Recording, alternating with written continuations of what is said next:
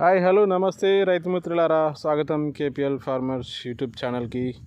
So నా back side చూస్తున్నారు కదా, ఇది 3 ఎకరాల మొక్కజొన్న.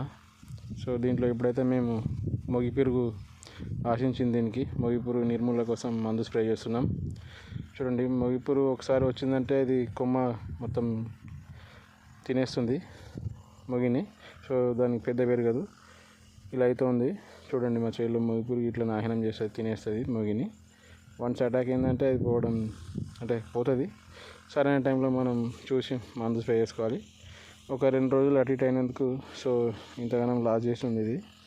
అది మన తప్పిదమే. సో రెగ్యులర్గా మనం చేతిలో తిరిగి చూసుకోవాలి. సో దీని నిర్మూలకైతే మేము ఒక మందు అయితే స్ప్రే చేస్తున్నాం, మీకు తెలిసే ఉంటుంది.